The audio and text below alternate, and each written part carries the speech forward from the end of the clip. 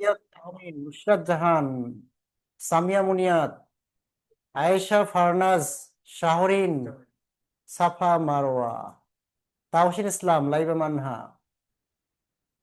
আচ্ছা, এ পর্যন্তই। সবাই কেমন আছো তোমরা?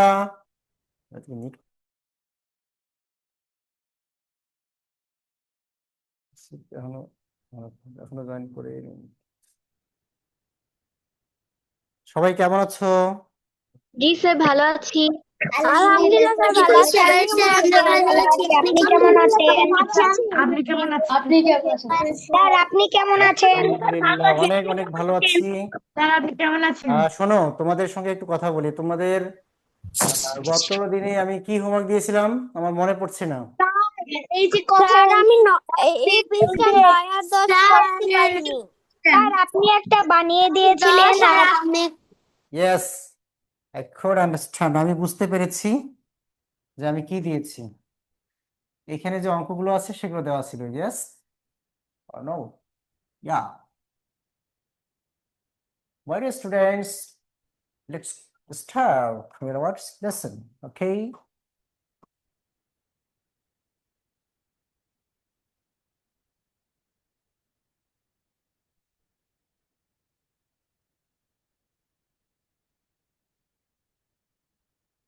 আমি বলেছিলাম এগুলো করতে, তাই না? তাই তোমরা বলেছিলে এগুলো আমরা কম বুঝতেছি, তাই না? আমি তো বলেছিলাম যে কোনো কথার অঙ্কের মধ্যে পর পর অন্তর অন্তর সবচেয়ে ছোট, ক্ষুদ্রতম, ঠিক আছে, সর্বনিম্ন, এই কথাগুলো যদি পাওয়া যায় খুঁজে ওই অঙ্কটার মধ্যে, তাহলে ওই অঙ্কটি লসাগু করতে হবে। কি করতে হবে? আমরা কি করতে হবে বলো? লসাগু করতে হবে। কি করতে হবে? লসাগু। বোঝা গেছে? যদি কোনো ভাষার অঙ্কের মধ্যে বা কথার অঙ্কের মধ্যে পর পর অন্তর অন্তর কি সর্বনিম্ন, সবচেয়ে ছোট, ক্ষুদ্রতম এই কথাগুলোর প্রমাণ পাওয়া যায়, এই শব্দগুলো পাওয়া যায়, তাহলে ওই অঙ্কটাকে কি করতে হবে বলতো? ওই অঙ্কটাকে লসাগু করতে হবে। লসাগু তার মানে, লসাগু মানেই লঘিষ্ঠ সাধারণ গুণিতক। লসাগু মানে কি? লঘিষ্ঠ সাধারণ গুণিতক, এটা জানতে হবে। লসাগু মানে যদি লঘিষ্ঠ সাধারণ গুণিতক হয়, তাহলে তাহলে এই অঙ্কটা আমি তো করে দিয়েছিলাম। এখন এটা আসো 9 নম্বরটা, যারা যারা 9 নম্বরটা পারো নাই, অনেকে হয়তো বা পেরেছো, তা সবাই দেখো, সবার জন্য বলছি, যে পেরেছো সেও দেখো, বুঝতে হবে, ঠিক আছে? না বুঝলে হবে না। এই যে 9 নম্বর অঙ্কটা যারা পেরেছো তারা সবাই দেখো। সমস্যা হতে পারে ছোট, যদি কোনো ভাষার অঙ্কে ছোট কথার উল্লেখ থাকে তাহলে লসাগু করব, আর বড় কথার উল্লেখ থাকলে গসাগু করব, এটাই, আর কিছু না। ঠিক আছে? যদি কোনো কথার অঙ্কের মধ্যে ছোট ছোট কথার উল্লেখ থাকে, কারণ লসাগু মানেই তো লঘিষ্ঠ সাধারণ গুণিতক, মানে সবচেয়ে ছোট গুণিতক, আর গসাগু মানে হচ্ছে বড়, মানে সবচেয়ে বড় গুণনীয়কটাকে গসাগু বলা হয়, তাই না? ওকে। এখন এই অঙ্কটাকে দেখো মাই ডিয়ার স্টুডেন্টস, এই অঙ্কটাকে দেখো। এখানে কি বলা আছে? এখানে বলা আছে আমার কাছে 36 মিটার লম্বা, 36 সেন্টিমিটার লম্বা, 24 সেন্টিমিটার চওড়া একটি কাগজ আছে। মনে করো এটা একটা কাগজ, ঠিক আছে? এই কাগজটা, ধরো যে তোমার আমার কাছে এই কাগজটা আছে। এই কাগজটা হচ্ছে কত? 36 লম্বা আর 24 সেন্টিমিটার চওড়া। চওড়া মানে খাটো, প্রস্থ। লম্বা মানে কি? দৈর্ঘ্য। আমি এই বর্গ আকৃতির কাগজ দিয়ে কাগজের পৃষ্ঠটি ঢাকতে চাই। তার মানে আমি এই কাগজটাকে, বর্গ আকৃতির কাগজ দিয়ে এই কাগজের পৃষ্ঠটাকে ঢাকতে চাই, সম্ভাব্য সবচেয়ে বড় কাগজের বর্গটির বাহুর দৈর্ঘ্য। মানে আমি যদি এটাকে ঢাকতে চাই, এরকম বর্গাকার একটা কাগজ বের করতে হবে, বর্গটির এক বাহুর দৈর্ঘ্য নির্ণয় করতে হবে। তার মানে সম্ভাব্য, মানে সম্ভাব্য মানে কি? সম্ভাব্য মানে এরকম আশা করা হয় যে কিরকম হতে পারে, এরকম। সম্ভাব্য মানে ভবিষ্যৎ বোঝাচ্ছে, যে কিরকম হতে পারে, কিরকম হতে পারে, এটাকে বোঝাচ্ছে, ঠিক আছে? সম্ভাব্য মানে কিরকম হতে পারে। তাহলে বলছে সম্ভাব্য সবচেয়ে বড়, এখানে এই যে বড় কথাটা উল্লেখ আছে, সবচেয়ে বড় কাগজের বর্গটির বাহুর দৈর্ঘ্য। আমি তো বলেছিলাম যে বড়, সবচেয়ে বড়, বৃহত্তম, সবচেয়ে বড়, বৃহত্তম, সর্বাধিক, ঠিক আছে, সর্বোচ্চ, এই ধরনের কথা উল্লেখ থাকলে গসাগু করতে হবে। তার মানে এখানে কাগজের যে দৈর্ঘ্য প্রস্থ আছে এটাকে তুলে নাও, সবাই তুলে নাও, সবাই একসঙ্গে তুলে নিবা, তাহলে আমার সুবিধা হবে।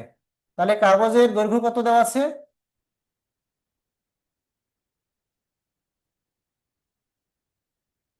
হ্যাঁ, কাগজের দৈর্ঘ্য হচ্ছে 36 সেন্টিমিটার, 36 সেন্টিমিটার। আর কাগজের প্রস্থ কত? কাগজের প্রস্থ হচ্ছে 24 সেন্টিমিটার, ঠিক আছে। তাহলে কাগজের দৈর্ঘ্য হচ্ছে কত? 36 সেন্টিমিটার এবং প্রস্থ হচ্ছে 24 সেন্টিমিটার। তাহলে আমরা কি করব? 36 ও 24 এর গসাগু যা হবে, ঠিক আছে, এখানে সব সম্ভাব্য সবচেয়ে বড় কাগজের বর্গটির এক বাহু দৈর্ঘ্য মানে কি? এই 36 সেন্টিমিটার এবং 24 সেন্টিমিটার কাগজের দৈর্ঘ্য প্রস্থের গসাগু করতে হবে। এই গসাগু যা বের হবে তাই হবে সম্ভাব্য সবচেয়ে বড় কাগজের এক বাহুর দৈর্ঘ্য, ঠিক আছে। গসাগু হলো, আচ্ছা গসাগু হলো, আমরা গসাগুটা বের করি। তাহলে 36 এবং 24-কে কিভাবে গসাগু করব? ইউক্লিডীয় পদ্ধতিতে। ওকে, এই পদ্ধতি তো তোমরা সবাই শিখেছো, তাই না? আচ্ছা, হ্যান্ড রেজ করেছো কে? সাবিত আলম, নুসাইবা আহমেদ। বলো সাবিত, বলো। স্যার এসডব্লিউ লিখবেন না? আচ্ছা, অনেকে এই অঙ্কগুলো হয়তো আবার পারে না, এই কারণে আমি বুঝাই দিচ্ছি, পরে যদি বুঝাই দেওয়ার পরে সময় থাকে ইনশাল্লাহ কেটে দেবো, ঠিক আছে। নুসাইবা বলো। স্যার কালকে আমার ম্যাথ এক্সাম। তাই? তোমার ম্যাথ এক্সাম প্যাটার্নটা কেমন হবে? প্রশ্নের প্যাটার্ন কি সৃজনশীল আসবে? যে সৃজনশীল আসে না, আমাদের হচ্ছে মানে যে প্রাইমারিতে? ও না না, জি কালকে তো প্রাইমারিতে সব প্রাইমারিতে তো গণিত পরীক্ষা আছে কালকে, তাই না? তুমি কি প্রাইমারি স্কুলে পড়ো? অনেকগুলা। নাও স্যার, আমাদের এটা তো কামিল জামিল একদম পড়ালেখা শেষ করতে পারবে আর কি। কামিল ও, মাদ্রাসা। কামিল মাদ্রাসা। গণিত পরীক্ষায় তোমাদের সৃজনশীল থাকবে না, একদম সরাসরি বইয়ের নো কথা, স্যার, কথার অঙ্ক থাকে। মানে আমাদের আমাদের সিলেবাসে দেওয়া যে হচ্ছে অনেক ধরনের সমস্যা থাকবে। ওই সমস্যাগুলা মানে অঙ্ক থাকবে, যে কোনো অঙ্ক, ওগুলাই আমাদের সমাধান করা লাগবে। হুম হুম, বুঝতে পেরেছি। আসলে গুণ ভাগ, গুণের কথার অঙ্ক, ভাষার ভাগের কথার অঙ্ক, লসাগু জি গসাগু কথার অঙ্ক, হ্যাঁ, চার প্রতীক হ্যাঁ সম্পর্কিত ভাষার কথার অঙ্ক, সবগুলো একসঙ্গে থাকবে, এগুলো সমাধান করতে হবে। হয়তো থাকতে জি, পারে যে কোনো 10টি সমাধান করো বা যে কোনো 5টি সমাধান করো, এরকম, তাই না? হুম, আমাদের ভাগ পর্যন্ত। তাহলে তো সহজ। ঠিক আছে, জি স্যার। সামান্তা কি বলতে চাও? কি স্যার, বলতে চাও?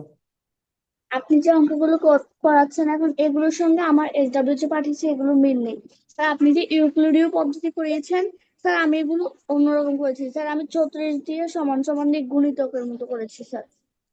বুঝি নাই। স্যার আপনি যেরকম অঙ্কগুলো করেছেন সেরকম আমারগুলো হয় নাই। আমি এসডব্লিউ পাঠিয়েছি, আমারগুলো অন্যরকম। তুমি কি, গুণনীয়ক দিয়ে করছো? স্যার হ্যাঁ, গুণনীয়ক দিয়েও করা যায়, কোনো সমস্যা নেই। তবে এটা আমারটা কি হচ্ছে, হয়েছে স্যার? গুণনীয়ক দিয়ে গসাগু করা যাবে তো, এটা তো কেটে দেওয়া হবে না, এটা তো ভালো নিয়ম। কিন্তু গুণনীয়ক দিয়ে করলে এটা একটু বড় হয়ে যাবে আর কি, এই। হুম, ঠিক আছে, গুণনীয়ক দিয়ে করলেও চলবে, এটা ভালো নিয়ম। কারণ ছোট ক্লাসে গুণনীয়ক দিয়ে করা শেখায়, আমি ইউক্লিডীয় পদ্ধতি শেখাচ্ছি যেহেতু তোমাদের বড় ক্লাসে এটা কাজে লাগবে। তাহলে 2 দিয়ে ভাগ করো, 18×36 আর 12×24। কথা বেশি বলতে পারছি না, যারা হ্যান্ড রেজ করেছো প্লিজ তোমরা আগে এটা বুঝে তুলে নাও, তারপর কথা হবে। আর 12 18-কে আবার 2 দিয়ে ভাগ করতে হবে, 9 6। এবার আর 2 দিয়ে যাচ্ছে না, এবার 3 দিয়ে দেবো, 3×3 = 9, 3×2 = 6, তাই না?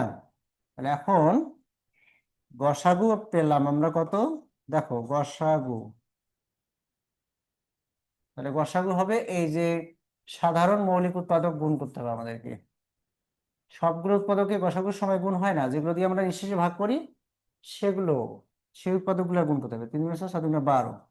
তার মানে এই যে 12 বের হলো, 36 কাগজের যে দৈর্ঘ্য প্রস্থ ছিল, কাগজের যে দৈর্ঘ্য প্রস্থ 36 এবং 24 সেন্টিমিটার, এই 36 এবং 24 সেন্টিমিটারের যে 36 এবং 24 সেন্টিমিটারের যে গসাগু বের হলো 12 সেন্টিমিটার, এই গসাগুটা এটাই হবে সম্ভাব্য সবচেয়ে বড় কাগজের এক বাহুর দৈর্ঘ্য। তখন আমরা এখানে লিখে দেব যে সম্ভাব্য, ঠিক আছে, কাগজের সবচেয়ে বড় কাগজের, হ্যাঁ, বর্গটির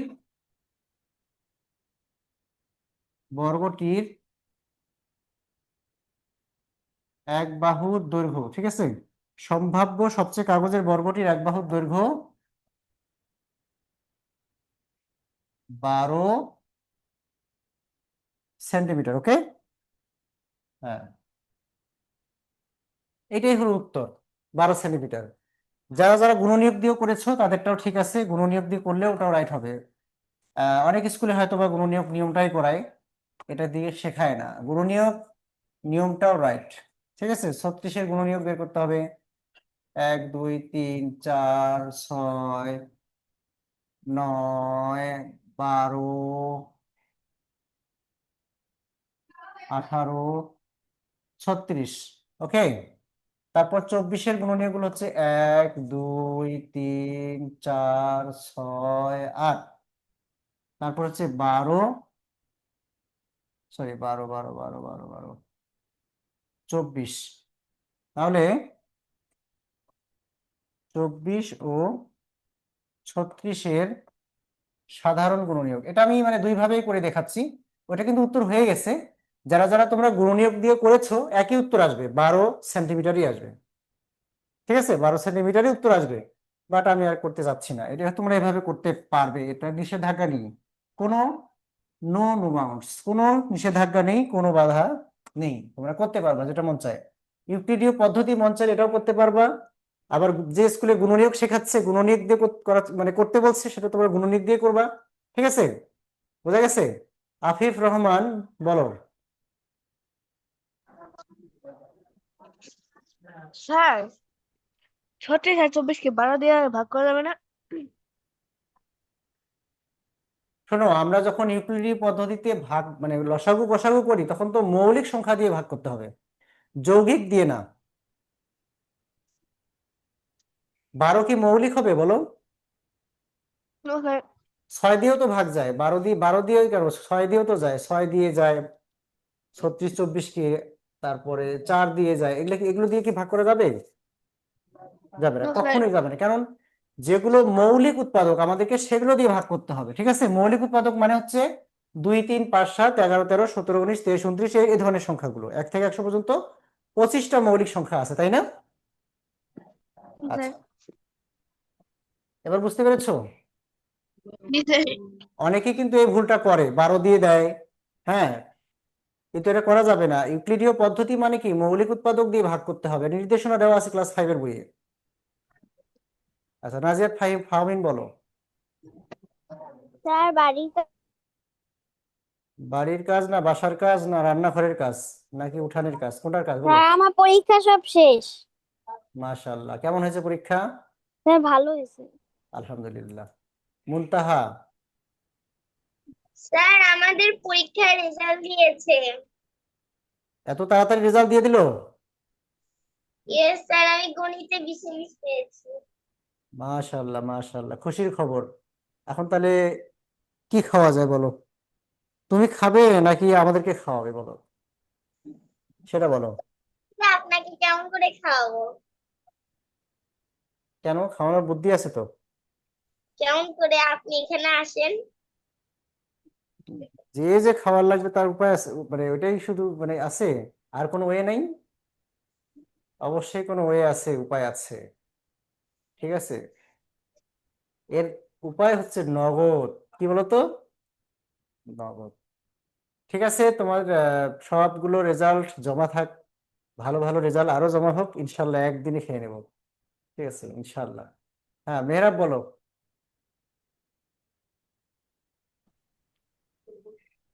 স্যার বোর্ডটা একটু নিচে নামাবেন স্যার। বোর্ডটা, এটা জি স্যার। দেখা যায়? জি স্যার। বলো স্যার, আমি স্ক্রিনশট নিব, হয়ে গেছে। জি স্যার ও, হয়ে একটু গেছে। তাহলে একটু বড় করে দেই, বড় করে দিলে তো একবারে উঠবে না। হ্যাঁ বলো এইটুকু কি করাইছি? জি স্যার, তো এইটুকুই করিয়েছেন স্যার? হ্যাঁ হ্যাঁ, আজকে 9 নম্বর দিয়ে শুরু করলাম কেবল, ঠিক আছে। আচ্ছা, এই অধ্যায়টা আজকে শেষ করবো আমরা। শেষ করে এটার সৃজনশীল নোট দেওয়া আছে তোমাদের, তাই না? হ্যাঁ, কয়েকটা সৃজনশীল প্র্যাকটিস করতে হবে আমাদের। তো দেখো, কথা বললে না টাইম কিল হয়। এখন আমরা এই দ্বিতীয়টাতে চলে যাব। এই যে অঙ্কটা দেখতে পাচ্ছ, এইটাতে আবার দেখো এখানে বলছে কি, যে 7 সেমি লম্বা এবং 5 সেমি চওড়া আয়তাকার টেলিকে সাজিয়ে, এটা একটা আয়তাকার টালি, হ্যাঁ, পাশে দেখানো ছবির মতো একটি ক্ষুদ্রতম বাহু বিশিষ্ট বর্গ তৈরি করতে চাই। মানে এরকম কয়েকটা ট্যালি দিয়ে একটা বর্গ আকৃতি তৈরি করতে চাই, মানে এটা দিয়ে কয়েকটা বর্গ, এরকম একটা বর্গ হবে মনে করো, এখান থেকে একটা বর্গ হবে, তারপর এটা একটা বর্গ মনে করো, তারপর এটা একটা বর্গ মনে করো, এইভাবে বর্গ তৈরি হবে, ঠিক আছে। সো তো বলছে যে একটি ক্ষুদ্রতম বাহু বিশিষ্ট বর্গ তৈরি করতে চাই। কি বাহু বলতো, এখানে কি বলাচ্ছে? আমাদের পয়েন্ট কিন্তু আমরা পেয়ে গেছি, আমাদের নির্দেশনা কিন্তু আমরা পেয়ে গেছি। দেখো, ক্ষুদ্রতম বাহু বিশিষ্ট বর্গ, তাহলে ক্ষুদ্রতম কথাটা থাকলে আমরা তো জানি, এই যে একটা সহজ জিনিস, ক্ষুদ্রতম এই শব্দটা পেলেই আমরা কি করব? ক্ষুদ্রতম মানে তো ছোট, মানে লসাগু চাচ্ছে, লঘিষ্ঠ সাধারণ গুণিতক চাচ্ছে। তাহলে ক্ষুদ্রতম বাহু বিশিষ্ট বর্গ তৈরি করতে চাইলে কত সেন্টিমিটার বাহু বিশিষ্ট ক্ষুদ্রতম বর্গ তৈরি করা যাবে? তাহলে এটা আমাদেরকে 3, 7 এবং 5-এর লসাগু করতে হবে। কি করতে হবে? লসাগু। তাহলে লিখবো কি, 7 এবং আচ্ছা, আয়তাকার টেলির দৈর্ঘ্য, দৈর্ঘ্য প্রস্থ আমরা লিখে ফেলি, এটা কত? 10 নম্বর, তাই না? আয়তাকার, আচ্ছা, আয়তাকার টেলির দৈর্ঘ্য প্রস্থটা কত? আচ্ছা, দৈর্ঘ্য হচ্ছে 7 সেন্টিমিটার। 7 মিটার না 7 সেন্টিমিটার, একটু দেখে নিই, ভুলে যাই আমিও। 7 সেন্টিমিটার, আচ্ছা, 7 সেন্টিমিটার। আর আয়তাকার ট্যালির প্রস্থ হচ্ছে কত? 5 সেন্টিমিটার। ওকে, 5 সেন্টিমিটার। তাহলে 7 ও 5 সেন্টিমিটার এর, ঠিক আছে, লসাগু হলো,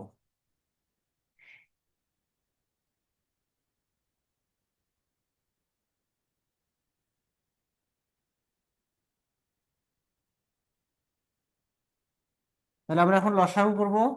কারণ 5 এবং 7কে কখনোই, দেখো, 5 এবং 7 কিন্তু দুটাই মৌলিক সংখ্যা। 5, 7 মৌলিক সংখ্যা। আমি বলেছিলাম যেগুলো আমরা লসাগু করব, যে সংখ্যাগুলো লসাগু করব, সেগুলো যদি মৌলিক হয় দুটাই, তাহলে তাদের গুণফলটাই লসাগু হবে, কারণ তাদেরকে ভাগ করার মতো কোনো সাধারণ উৎপাদক নেই, মৌলিক উৎপাদক নেই। ঠিক আছে না, শ্রেষ্ঠ? আচ্ছা, প্রিসিলা বলো। স্যার এর আগে কি আপনি কিছু করিয়েছেন? আমার একটু জয়েন হতে দেরি হয়ে গেছে। এর আগে 9 নম্বর অঙ্কটা করিয়েছিলাম, এখন 10 শুরু করেছি। আচ্ছা, তুমি 9 নম্বরটা নিয়ে নাও, 10 নম্বর রেকর্ডের থেকে নিয়ে নেবা, ঠিক আছে? Okay sir. ওকে, আচ্ছা, লাইবা,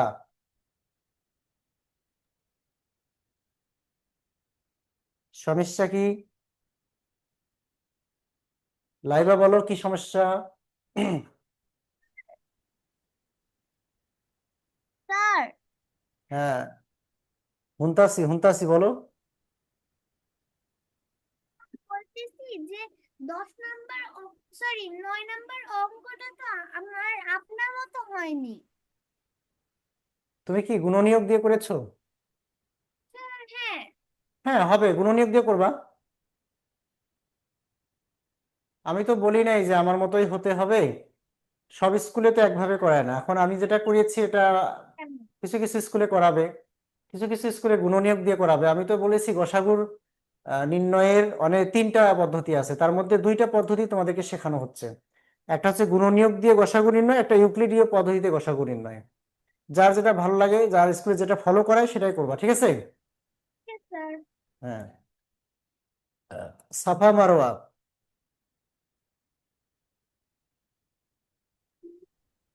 স্যার আমি 9 নাম্বারটা করতে পারিনি। এটা তো ভীষণ খারাপ কথা। কেন?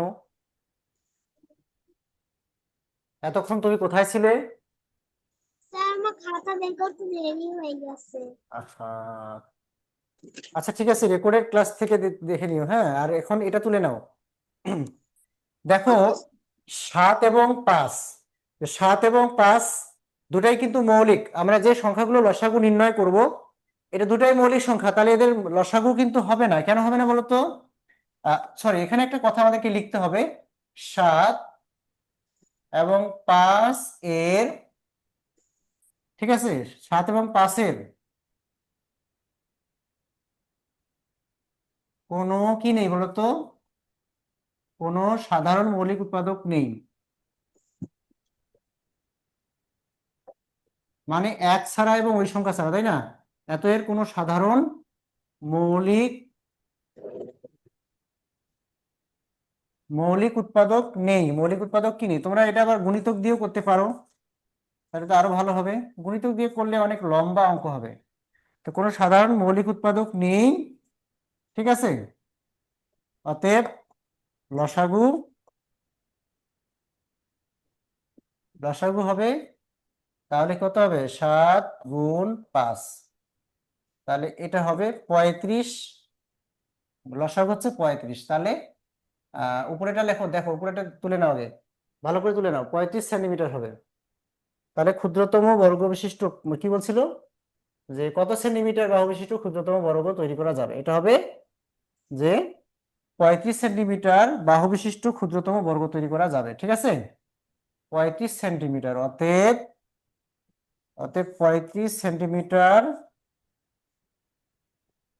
বাহু বিশিষ্ট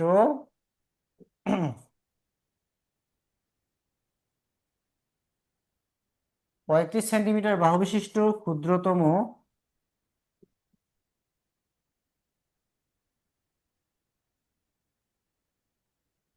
35 সেন্টিমিটার বাহু বিশিষ্ট ক্ষুদ্রতম বর্গ তৈরি করা যাবে, ঠিক আছে? 35 সেন্টিমিটার বাহু বিশিষ্ট ক্ষুদ্রতম বর্গ তৈরি করা যাবে।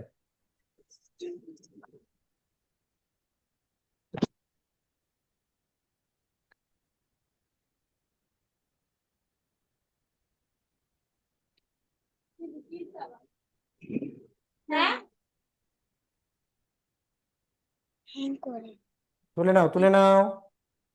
এরপর আর একটা অঙ্ক আছে, তাড়াতাড়ি তুলে নাও। হ্যাং করতেছে। তাহলে এটা সবাই বুঝতে পেরেছো যে 7 এবং 5কে ভাগ করার মতো কোনো সাধারণ মৌলিক উৎপাদক নেই। মৌলিক উৎপাদক আছে, এক আছে, এক তো মৌলিক নয়। আর ওই সংখ্যা দিয়ে তাদেরকে ভাগ যাবে 7 এবং 5, কিন্তু এটা দিয়ে করা যাবে না। ঠিক আছে, সবাই বুঝতে পেরেছো? আচ্ছা, নাজিয়াত ফাহমিন আবার হ্যান্ড রেজ করেছো। স্যার এগুলো আমি বুঝিনি। কি বোঝো নাই? কোন জায়গায় বলো, আমাকে বলো। টা হুম? উপরেরটা। উপরেরটা এখানে বলছে যে একটা, শোনো, একটা আয়তাকার ট্যালি আছে, ট্যালি বুঝো?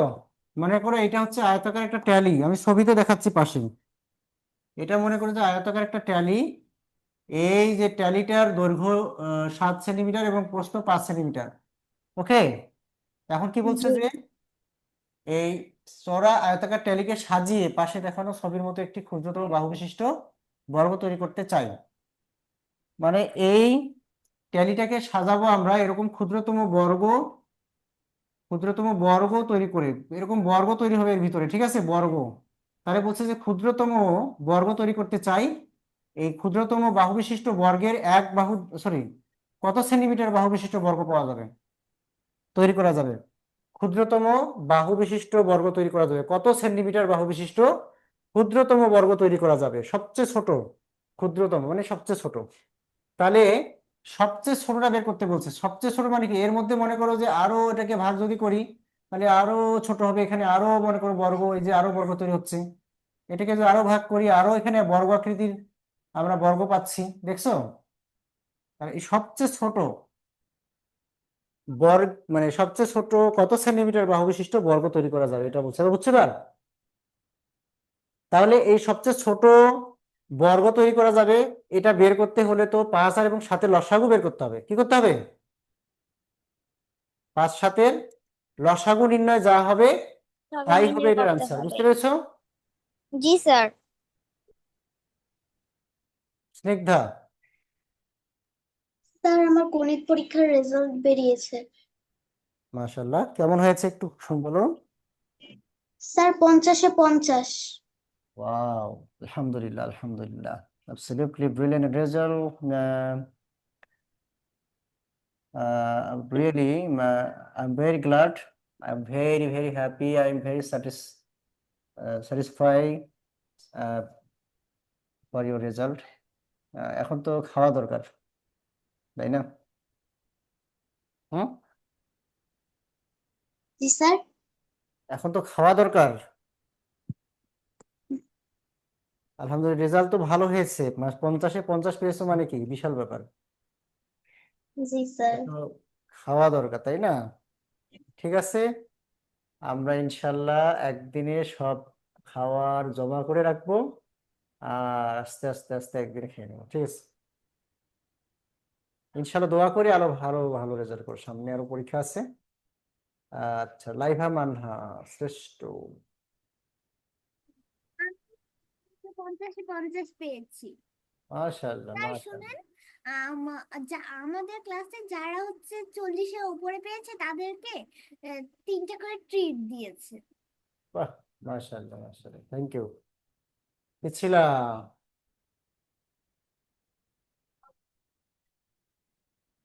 পিছিলা বলো। স্যার আগে অ্যান্ডিস করা ছিল। ইমরান, তাসফিয়া। স্যার আজকে সিটি পরীক্ষার রেজাল্ট দিয়েছে। হ্যাঁ, কত পেয়েছো? স্যার 10-এর মধ্যে 9। আচ্ছা মাশাআল্লাহ, 1 মার্ক কি কোথায় গেছে সঠিক উত্তরে? স্যার একটা অঙ্ক ভুল হয়েছে, তাও স্যার 9 দিছে। 2 মার্ক কাটার কথা ছিল কিন্তু এখন কাটছে। আচ্ছা, থ্যাংক ইউ। তাসফিয়া রাইসা, শেষ। কি খবর বলো? আমার লেখা শেষ। লেখা শেষ, থ্যাংক ইউ। সামান্তা ইসলাম,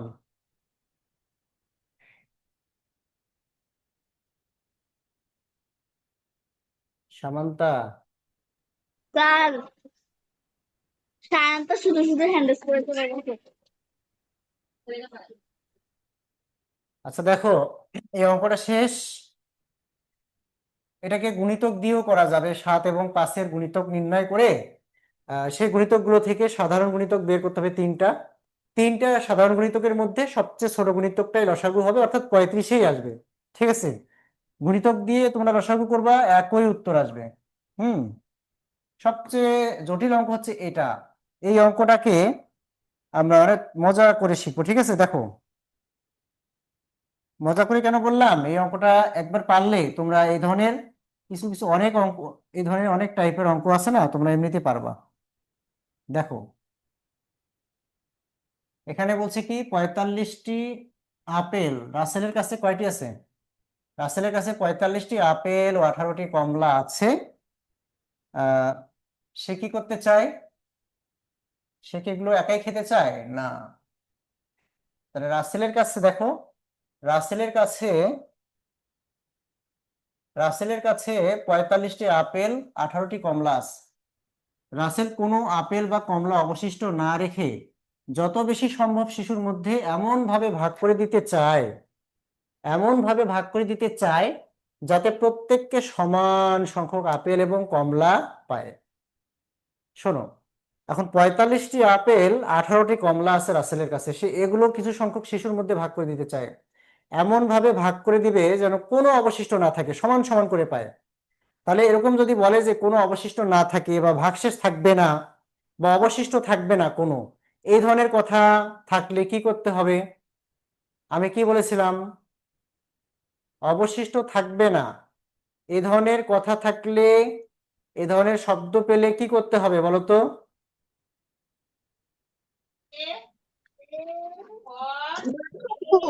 হ্যাঁ, গসাগু স্যার। ইয়েস, গসাগু হবে। অবশিষ্ট না থেকে, অবশিষ্ট না রেখে এ ধরনের কথাগুলো থাকলে আমাদেরকে গসাগু করতে হবে। তবে গসাগু করবো কার? এই 45টি আপেল এবং 18টি কমলা আছে না, এই 45টি আপেল, মিউট করেন। 45টি আপেল, 45টি আপেল এবং 18টি কমলা আছে। এই আপেল কমলাকে আমরা কি করব? আপেল কমলার গসাগু করব, ঠিক আছে? আপেল এবং কমলার সংখ্যার গসাগু নির্ণয় করে যা বের হবে তাই হবে। এখানে কি বলছে? রাসেল কতজন শিশুর মাঝে এগুলো ভাগ করে দিতে পারবে? এই যে কতজন শিশুর বলছে, এই যে আপেল কমলার যে সংখ্যার গসাগুটা বের হবে, সেই গসাগুটাই হবে শিশুর পরিমাণ, শিশুর সংখ্যা। ওকে, তাহলে দেখো 11 নম্বরটা হচ্ছে এই 11 নম্বরটি হচ্ছে, তাহলে রাসেলের কি আছে? রাসেলের কাছে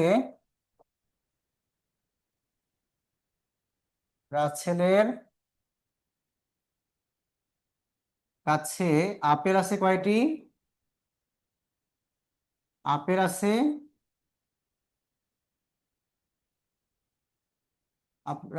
45টি। রাসেলের কাছে আপেল আছে 45টি। রাসেলের কাছে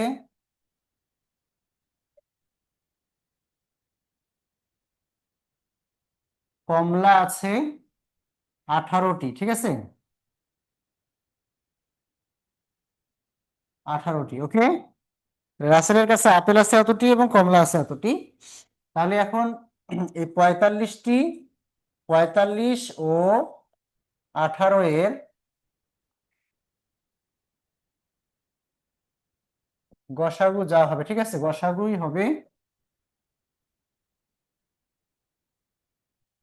গসাগু হলো, ঠিক আছে, শিশুর সংখ্যা। গসাগু হলো কি? গসাগু হবে, গসাগু হবে শিশুর সংখ্যা। ওকে,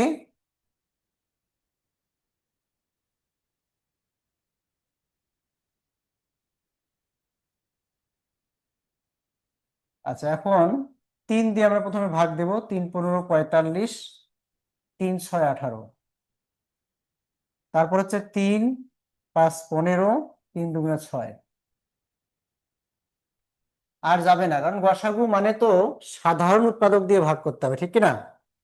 সাধারণ উৎপাদক ছাড়া, যেমন 5 এবং এখানে সর্বশেষ উৎপাদক 5 আর 2 এসেছে, এই 5 আর 2 কে ভাগ করার মতো পৃথিবীতে কোনো সাধারণ মৌলিক উৎপাদক আছে কি? নেই। তাহলে আমরা আমাদের গসাগু পেয়ে গেছি, কি বলতো? আমরা গসাগু পেয়ে গেছি কত? হ্যাঁ, গসাগুটা হচ্ছে 9। গসাগুটা কত হবে? গসাগু হচ্ছে, অতএব গসাগু 3 গুণ 3, 3 গুণ 3 সমান কত? 9। এটি হলো শিশুর সংখ্যা। তাহলে অতএব শিশুর সংখ্যা আমরা পেলাম কত? তাহলে শিশু সংখ্যা কত?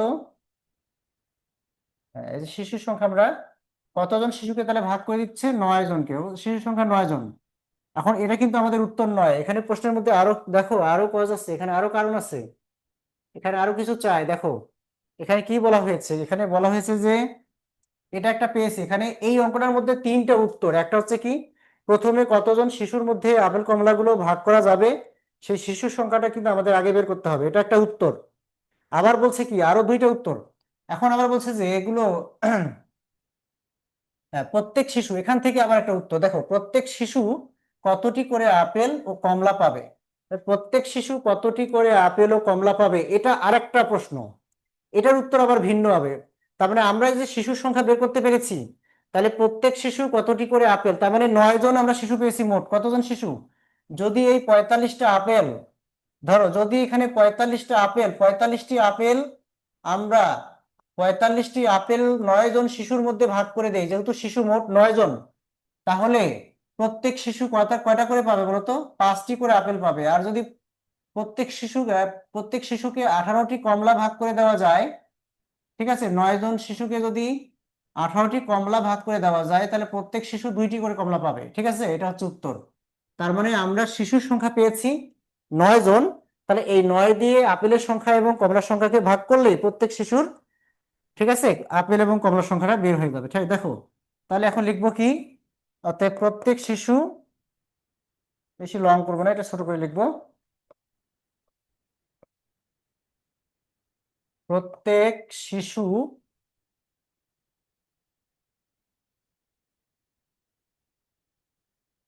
আপেল পাবে। ঠিক আছে, প্রত্যেক শিশু আপেল পাবে। 45 আপেলের সংখ্যা আর শিশুর সংখ্যা মোট 9 জন। তাহলে কতটি বলো? তাহলে 5টি। প্রত্যেক শিশু আপেল পাবে হচ্ছে কয়টি? 5টি। প্রত্যেক শিশু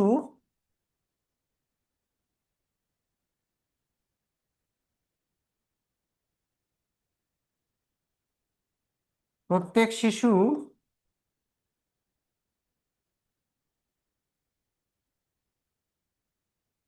কমলা পাবে 18 ভাগ কত? 9 সমান কয়টি? 2টি।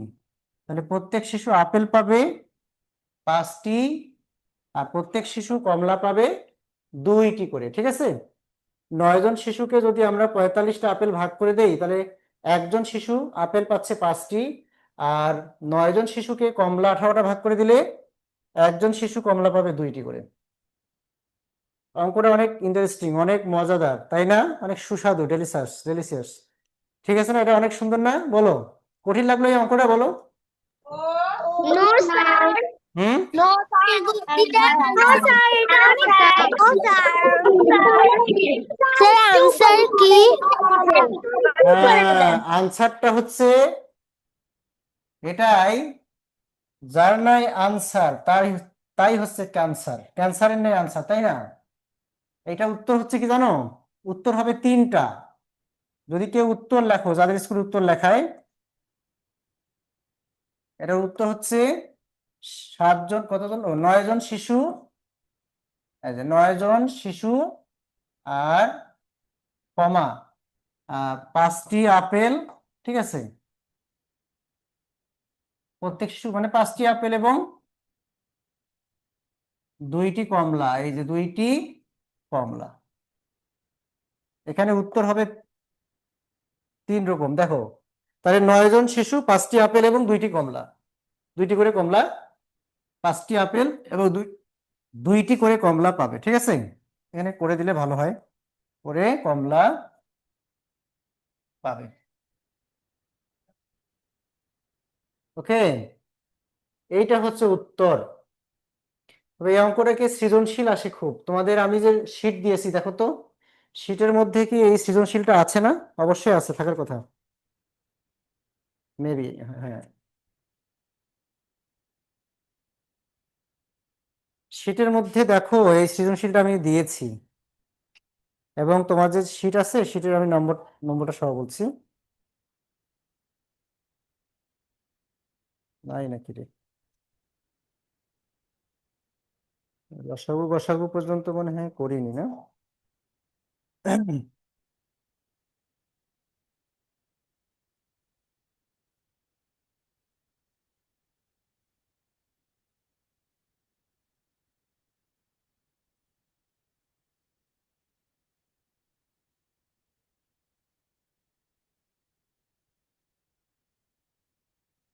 আচ্ছা, শীটের মধ্যে সৃজনশীল নেই। আচ্ছা ঠিক আছে,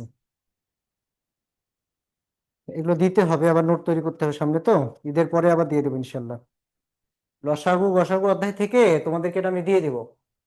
আচ্ছা, এরকম একটা সেম অঙ্ক মনে করো, এখানে যেমন তোমরা দেখলা যে 45টি আপেল এবং 18টি কমলা, হ্যাঁ, রাসেল কিছু শিশুর মধ্যে ভাগ করে দেবে, এমন সম্ভাব্য কিছু শিশুর মধ্যে সমানভাবে ভাগ করে দিবে, যাতে কোনো কমলা বা আপেল অবশিষ্ট না থাকে। তাহলে সে কতজন শিশুর মধ্যে এগুলো ভাগ করে দিতে পারবে, এবং প্রত্যেক শিশু কতটি করে আপেল পাবে, কতটি করে কমলা পাবে, এটা যেমন একটা কোশ্চেন।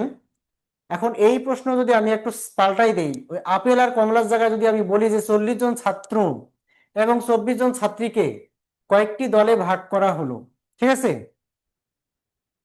এরকম যদি দেই 40 জন ছাত্র এবং 24 জন ছাত্রীকে কয়েকটি দলে বিভক্ত করা হলো যাতে প্রত্যেক দলে ছাত্রছাত্রীর সংখ্যা সমান থাকে। ঠিক আছে, তাহলে সর্বোচ্চ ছাত্রছাত্রীদেরকে সর্বোচ্চ কয়টি দলে ভাগ করা যাবে একটা প্রশ্ন, প্রত্যেক দলে কতজন ছাত্র এবং ছাত্রী থাকবে, এরকম একটা অঙ্ক আমি তোমাদেরকে বানাই দেবো, দেখি তোমরা বাসায় করতে পারো কিনা। আপেল কমলার জায়গায় শুধু চেঞ্জ, দেখো রেডি,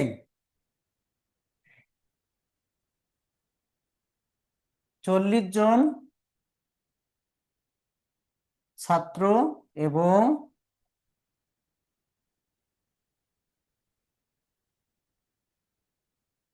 24 জন ছাত্রীকে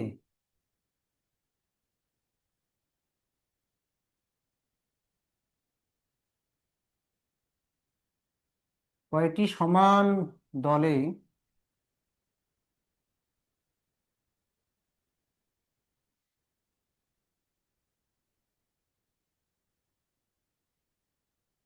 চল্লিশ জন ছাত্র এবং 24 জন ছাত্রীকে কয়েকটি সমানভাবে অর্থাৎ কয়েকটি সমান দলে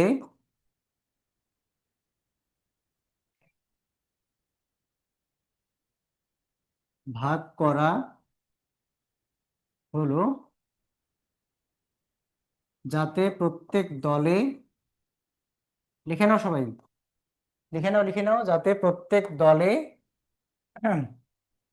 যাতে প্রত্যেক দলে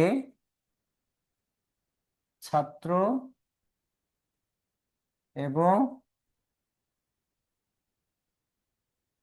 ছাত্রী সংখ্যা সমান থাকে।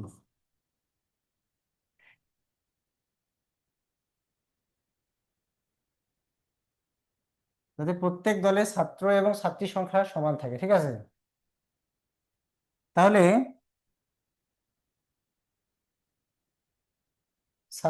ছাত্রছাত্রীদেরকে সর্বোচ্চ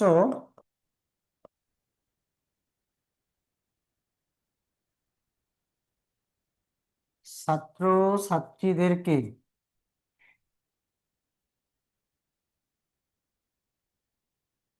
সর্বোচ্চ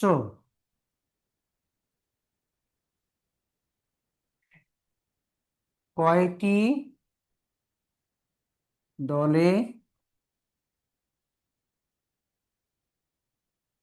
ভাগ করা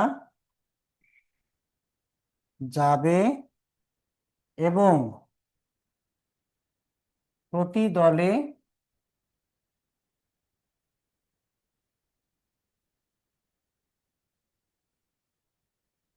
কতজন করে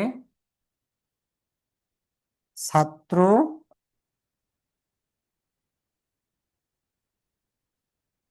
এবং প্রতি দলে কতজন করে ছাত্র এবং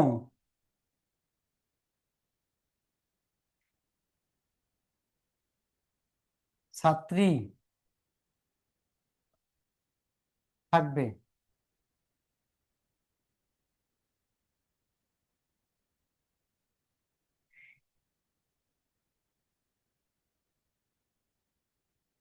ওকে,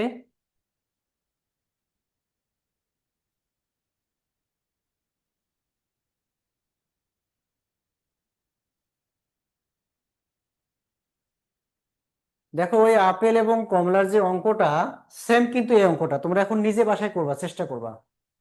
ওকে, এটা তোমাদেরকে বাসায় প্র্যাকটিস করতে হবে, বলে দিলাম। আচ্ছা, আগামীকালকে আমরা কোথায় যাব বলো তো? আগামীকালকে আমরা ভগ্নাংশ অধ্যায়ে চলে যাব, সাধারণ ভগ্নাংশ, ঠিক আছে। কেউ ক্লাসে অ্যাবসেন্ট থাকবে না, সবাই কিন্তু ক্লাসে প্রেজেন্ট থাকবা, সবাই ক্লাসে প্রেজেন্ট থাকবা। কালকে নতুন চ্যাপ্টার করানো হবে, খুবই গুরুত্বপূর্ণ একটা অধ্যায়, ভগ্নাংশ অধ্যায়টা খুবই খুবই গুরুত্বপূর্ণ। এখানে অনেক আলোচনা আছে, অনেক কিছু আলোচনা করতে হবে, অনেক প্রশ্ন আছে, সেগুলো লিখে দেওয়া হবে। হ্যাঁ, ভগ্নাংশ অধ্যায়টা সুন্দর করে বোঝানো হবে ভালোভাবে। ওকে,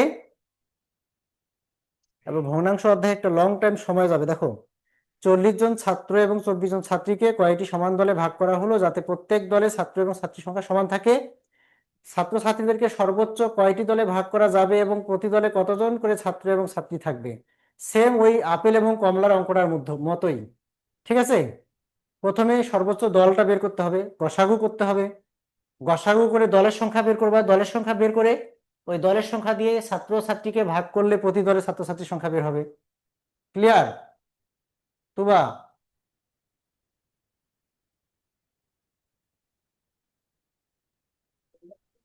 স্যার হুম, বলো। স্যার আজকে আমার ভাইয়ের জন্মদিন। তাই? Yes sir. আচ্ছা আচ্ছা, তোমার কততম জন্মদিন? স্যার 6 বছর হবে। ও আচ্ছা, ঠিক আছে, তোমার ভাইয়ের জন্য দোয়া রইলো, অনেক বড় হোক, আল্লাহ অনেক সম্মানিত করুক, অনেক মেধা বুদ্ধি বাড়িয়ে দিক, আল্লাহ। ওকে, তারপর হচ্ছে সুনজারা ফাতিহা। জি স্যার। স্যার হুম, বলো। 83 পৃষ্ঠার অঙ্কগুলো বুঝিয়ে দেন। কত পৃষ্ঠা? 83 পৃষ্ঠা। 83 পৃষ্ঠা। আচ্ছা, কাকে যেন হ্যান্ডেস করে দেখলাম, শেষ। তাওসিন ইসলাম, বলো।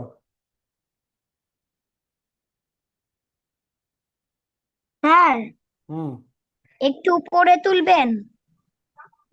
কেন তুমি পিছিয়ে পড়ে গেছো? এখন তো আমি 83 পৃষ্ঠায় চলে যাব, আর তুমি এখনো শেষই করতে পারো নাই। কত উপরে এগুলো? জি স্যার। ও, আপেল কমলার অঙ্কটা? জি স্যার। সর্বনাশ হয়ে গেছে, তাড়াতাড়ি করো তাড়াতাড়ি।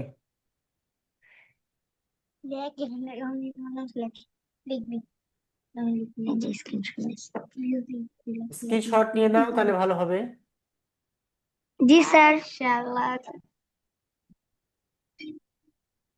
স্যার দিয়েছি। হ্যাঁ, কত পৃষ্ঠা বলছিল জানো? 83 পৃষ্ঠা, তাই না সুনজারা? আচ্ছা, 83 পৃষ্ঠায় কি অঙ্ক আছে বুঝি না। 83 পৃষ্ঠায় কি আছে? এটা কি? 85 পৃষ্ঠা, 84 পৃষ্ঠা, 83 পৃষ্ঠার কোনগুলো কথা বলছো তুমি? সুনজারা ফাতিহা, হ্যান্ড রেজ করো।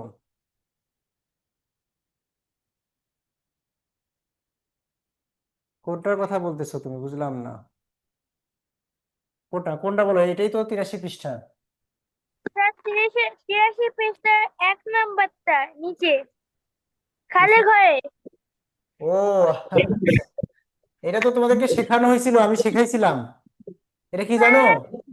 এটা কি বলছে জানো, এখানে কি বলছে দেখো, এখানে বলছে যে যৌগিক, এই যে দেখো এখানে কি বলছে, যৌগিক যৌগিক সংখ্যা তৈরির জন্য খালি ঘরে 2 3 5 বসাও। তার মানে 2 3 5 বসিয়ে আমাদেরকে যৌগিক সংখ্যা তৈরি করতে হবে। যেমন 6 আছে না, 6, জি 6, স্যার। 6 তো একটা যৌগিক সংখ্যা। এই যৌগিক সংখ্যাটা ভাঙলে আমরা দুইটা মৌলিক সংখ্যা পাবো, সেটা হচ্ছে কি বলতো, 2 আর 3। কি পাবো? 2 আর 3। আবার এই 2 এবং 3 এই দুইটা মৌলিক সংখ্যা গুণ করলে আমরা একটা যৌগিক সংখ্যা পাবো, সেটা হচ্ছে 6। বোঝা গেছে? জি স্যার। স্যার পরেরটা বলেন। হ্যাঁ, এখানে 8, 8 তৈরি করতে গেলে 2 2 2 লাগবে, দেখো এখানে 3টা 2 লাগবে, কয়টা 2? 3টে 2। কারণ 3টা মৌলিক মৌলিক 2 মানে মৌলিক সংখ্যা 2 হলে আমরা 8 যৌগিক সংখ্যা পাবো। যেমন 2 দুগুণে 4, 4 দুগুণে 8, দেখতে পেয়েছো? জি স্যার। আবার 18কে ভাঙালে প্রথমে 2, তারপর ঠিক আছে, তারপর 3, তারপর 3, ঠিক আছে না? জি দেখো স্যার। 18কে ভাঙালে আমরা যে মৌলিক উৎপাদক গুলো পাবো, 3 দুগুণে 6, 3 6 18, আবার 2 3 3। ওকে, আবার এগুলো গুণ করলে আমরা এই 18 যৌগিক সংখ্যা পাবো। ওকে, ওকে স্যার। আর 30কে যদি আমরা ভাঙাই, 30কে ভাঙালে প্রথমে 2 দিয়ে যায়, তারপর 3 দিয়ে যায়, তারপর 5 দিয়ে যায়, দেখো, তাই না? জি স্যার। 30-এর মৌলিক উৎপাদক গুলো হচ্ছে 2 3 5, 2 3 5। 5। এখন বোঝা গেছে? জি স্যার। ওকে। অনেকে হ্যান্ড রেজ করেছো, সময় নেই আমাদের হাতে। ইনশাল্লাহ আগামীকালকে তোমাদের আমি একটা অঙ্ক দিয়েছি, শুধু ওই অঙ্কটা করবা, তার সঙ্গে এগুলো থাকবে। তার সঙ্গে আমি যে অঙ্কগুলো করে দিলাম, দেখো 86 পৃষ্ঠা না, আজকে যে কয়টা করে দিয়েছি সেই কয়টাই তোমাদের হোমওয়ার্ক থাকবে। এই যে 9 থেকে, দেখো আবারও এটা হোমওয়ার্ক থাকলো, অনেকে হয়তো বোঝো নাই কালকে সেদিন। 9, 10, 11 আর হচ্ছে আমি যেটা করে দিয়েছি মানে বানাই দিয়েছি, যেটা আমি তৈরি করে দিয়েছি, মোট 4টা অঙ্ক গ্রুপে সাবমিট করতে হবে। সবাই বুঝতে পেরেছো? মোট 4টা অঙ্ক গ্রুপে সাবমিট বুঝতে করতে হবে। পেরেছি। হ্যাঁ, বলুন না স্যার, আমাকে 65 পৃষ্ঠার স্যার আমাকে 65 পৃষ্ঠা 5টা অঙ্কটা বুঝিয়ে দেন। আজকে সময় নেই, কালকে ইনশাল্লাহ, আজকে সময় নেই, স্যার পরবর্তী ক্লাস আছে তো। ঠিক আছে, আজকে এই পর্যন্তই। ইনশাল্লাহ আগামীকালকে এই হোমওয়ার্কগুলো দেখার পরে তোমাদের ভগ্নাংশ চ্যাপ্টারে চলে যাবে ইনশাল্লাহ। সবাই ক্লাসে জয়েন করবা। সবাইকে আল্লাহ পাক অনেক অনেক সুস্থ রাখুক। আল্লাহ হাফেজ। আসসালামু আলাইকুম স্যার। আসসালামু আলাইকুম স্যার।